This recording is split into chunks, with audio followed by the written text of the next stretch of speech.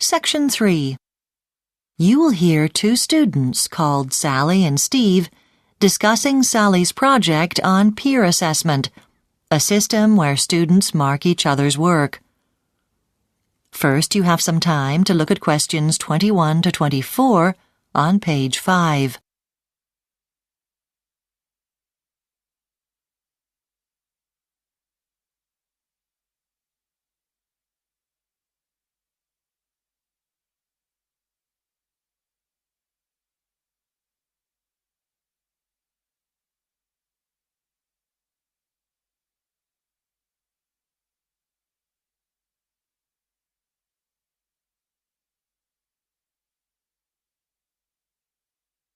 Now listen carefully and answer questions 21 to 24. I can't believe you're still in the library, Sally. You've been here all day. Are you still working on your peer assessment project? Hi, Steve. Yes, I'm still here and I'm nowhere near finished. I'm still processing the reading I've done on peer assessment. I'm interested to see if students marking each other's work is beneficial. I know a lot of the other students are pretty sceptical about its value as a way of assessing their performance.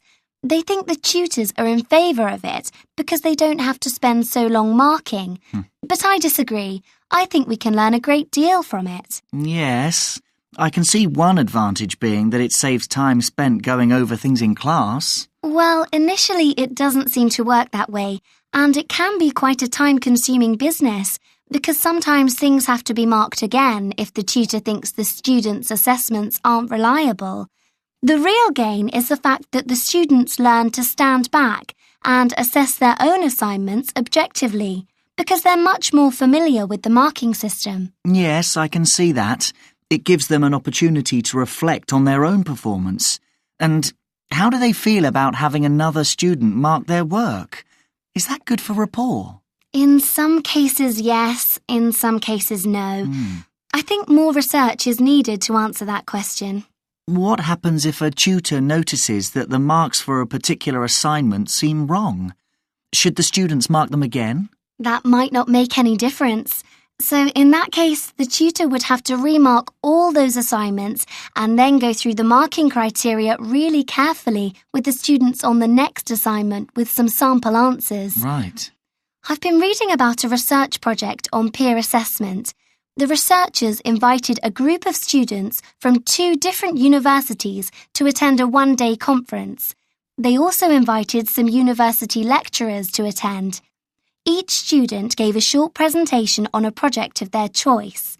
Each of these presentations was assessed individually by all the participants, both students and lecturers. To support their marking, they used a set of assessment guidelines that had been prepared the day before by a random selection of students.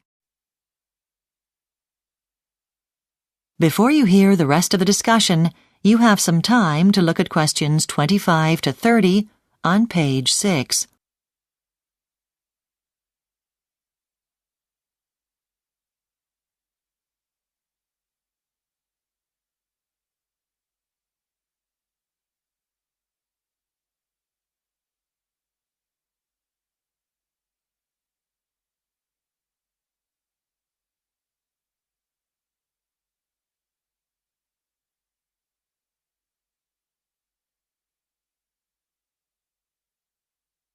Now listen and answer questions 25 to 30.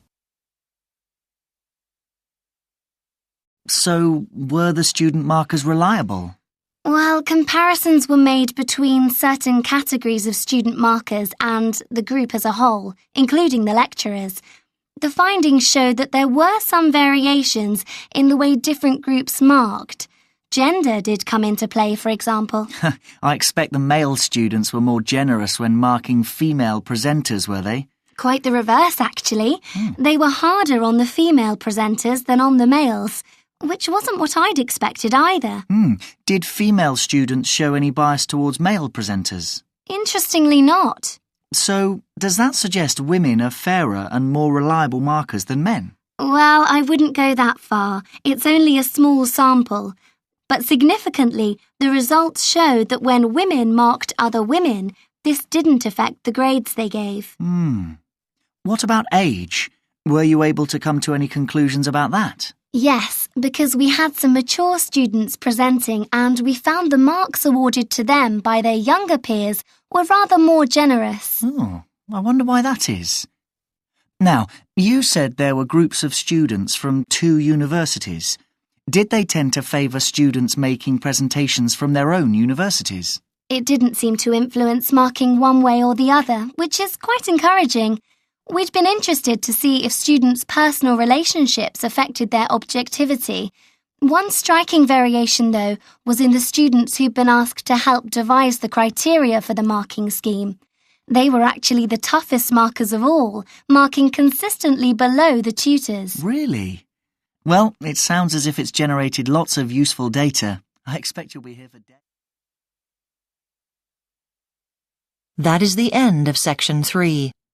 You now have half a minute to check your answers.